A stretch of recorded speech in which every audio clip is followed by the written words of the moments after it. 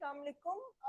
अच्छा ये this result is the next application for the Chebyshev inequality, लेकिन इससे पहले मैं आपको डिफाइन कर देती हूँ कि नॉन नेगेटिव फंक्शन इंटीग्रेबल कब होते हैं। ठीक है, सो सबसे पहले मैं आपको एक डेफिनेशन एक्सप्लेन करती हूँ. So I will say that f is a non negative function and f is defined on a variable domain and it can be extended real value non negative functions. ठीक है, and f is variable.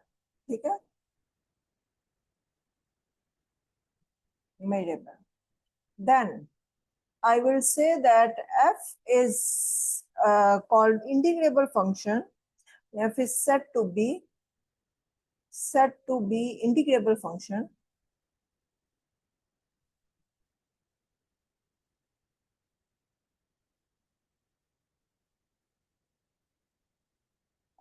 if the integral exists. ठीक है, जरूरी नहीं है कि हमेशा किसी फंक्शन का इंटीग्रल एग्जिस्ट करे, but if it exist then this function is the integrable function. ठीक है, सो ये आपकी जो है ये नॉन नेगेटिव फंक्शंस की डेफिनेशन है.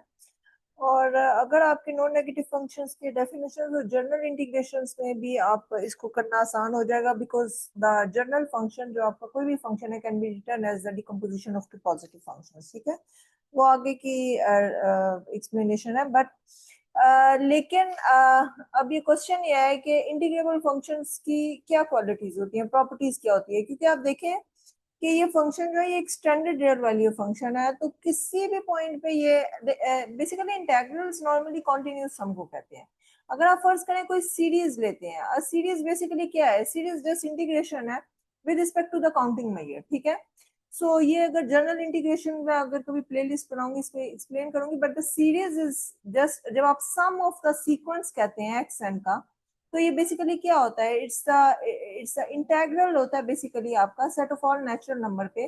और ये आपकी एक्स एन की वैल्यूज होती है, वैल्यू ऑफ द फंक्शन जो कि आपकी एफ ऑफ एन होती है. अगर आपके पास कोई भी फंक्शन है जो कि एन से आर में है, तो ये फंक्शन क्या होगा, ये फंक्शन एक सीक्वेंस होगा. ठीक है, हर वो फंक्शन जिसकी domain set of natural number it's a sequence. ठीक है, सो जब आप इसको नेचुरल नंबर पे जो नेचुरल मैयर है, क्योंकि अगर नेचुरल नंबर में मैं लीबेग मैयर देखूं तो इट्स अ नल सेट, यानी this set has no weight. लेकिन नेचुरल नंबर पे जो नेचुरल मैयर है वो इसका काउंटिंग मैयर, जो आप काउंटिंग करते हैं डेली लाइफ में, वो आपका मैयर है नेचुरल नंबर का. सो जैसे आप गिनती से किसी भी जैसे क्लास की स्ट्रेंथ को आप आइडेंटिफाई करना चाहें तो आप गिनती शुरू कर देते हैं. ठीक है, so this is the measure for over the natural number. So अगर आप इंटीग्रेट करते हैं जनरल इंटीग्रेशन में किसी भी ऐसे फंक्शन को जो कि सीक्वेंस हो with respect to the measure mu, और ये जो म्यू है ये आपका काउंटिंग मैयर, तो ये जो चीज है ये एग्जैक्टली आपकी सीरीज बन जाती है. ठीक है, for n is greater than and equal to one. और सीरीज में अगर आपको देखें, हम जब कन्वर्जेंस की बात करते हैं, अगर किसी एक वैल्यू पे भी आपकी इंफिनिटी आ जाती है तो सीरीज जो होती है वो कन्वर्ज नहीं करती है. ठीक है, बट यहाँ पे सीन और है, यहाँ पे आपका फंक्शन जो है ये it's a continuous sum. First of all it just the आप इसको विजुलाइज करें तो इट्स अ लीबैग मेयर की रिस्पेक्ट से आप इसको एक तरह से फंक्शंस की वैल्यूज को सम अप कर रहे हैं. ठीक है, सो जब आप और फंक्शन जो है ये इंफिनिटी असाइन कर सकता है, यानी function is allowed to assign the infinity. ठीक है, लेकिन जो इंटीग्रेबल फंक्शन है, इंटीग्रेबल फंक्शंस की ये क्वालिटी होती है कि वो अगर इंफिनिटी असाइन करते हैं तो वो एक ऐसे सेट पे इंफिनिटी असाइन करते हैं जिस जो कि एक नल सेट होता है, जिसका मैयर जो होता है वो जीरो होता है. ठीक है, so this is the first and basic property for the integrable function. So first of all आप ये देखिए कि इंटीग्रेबल फंक्शंस वो होते हैं जिसके इंटीग्रल एग्जिस्ट करते हैं. ठीक है, सो यहाँ पे it and this result is the application of the ship inequality as well. क्यों, आई विल से दैट अच्छा यहाँ पे मैं एक सेट डिफाइन कर रही हूँ एल प्लस ऑफ ई से. एल प्लस ऑफ ई में बेसिकली वो सारे फंक्शंस होंगे f from E to R. These are extended real value function such that f जो है वो एक तो नॉन नेगेटिव है और दूसरा ये है कि उनका इंटेग्रल जो है वो एग्जिस्ट करता है. ठीक है, सो आपकी जो फर्स्ट जो रिजल्ट है, so this is your proposition. This proposition says that if your function f is L plus belongs to this class, so this implies then f is finite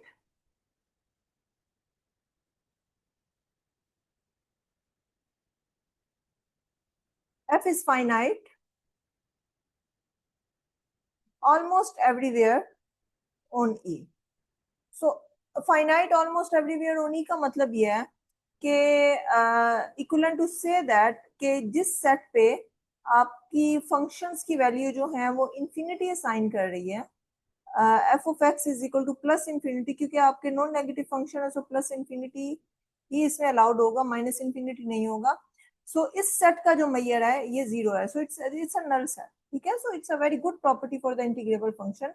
और जो इसका प्रूफ है इसका वो सिंपल है, proof is just an application of the ship inequality. So proof में क्या है कि अगर आप देखें तो ये जो सेट है आपका x belongs to E such that f of x is equal to plus infinity, ये सेट है क्या? ये सेट आपका इनवर्स इमेज है किसका? प्लस इंफिनिटी का। और प्लस इंफिनिटी का जो इनवर्स इमेज है वो सबसेट होता है basically inverse image of inverse image of what? Inverse image of से n2 plus infinity for all n।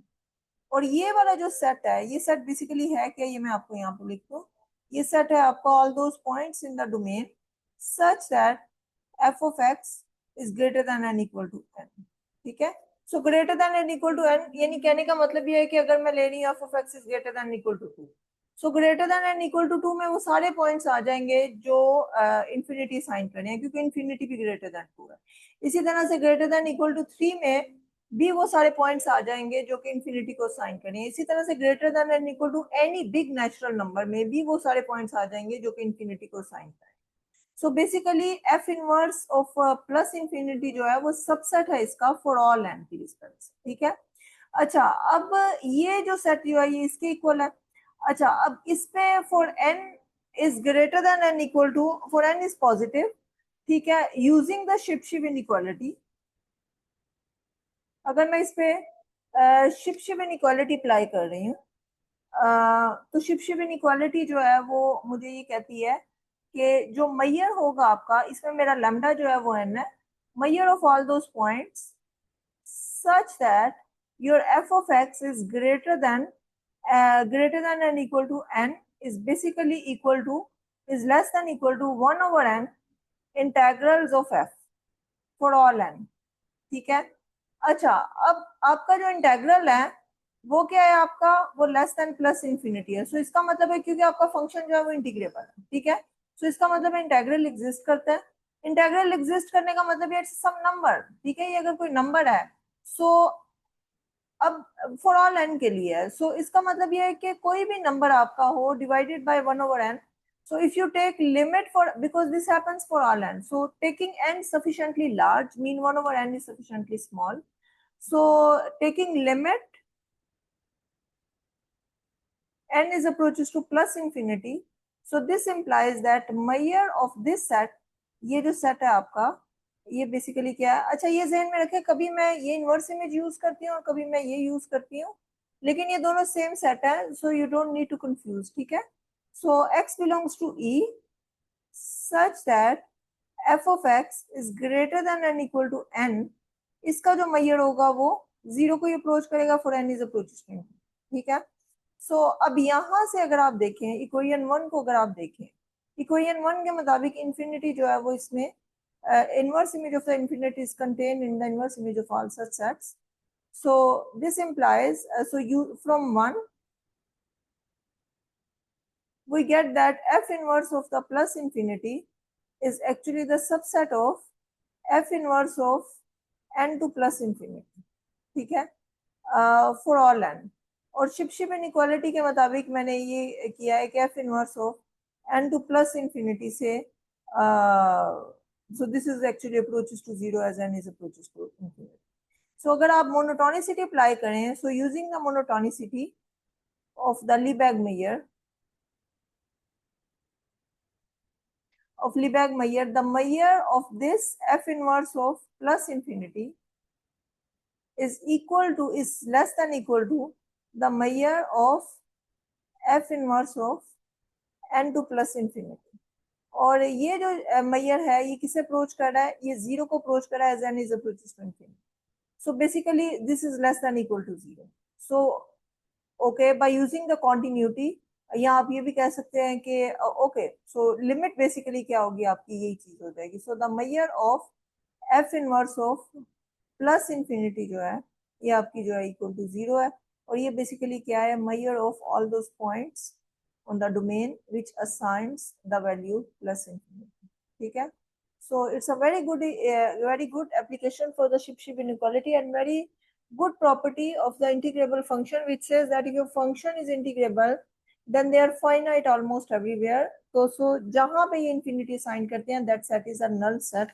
That set don't have any weight. ठीक है. I hope कि ये आपको समझ आ गई होगी. Thank you.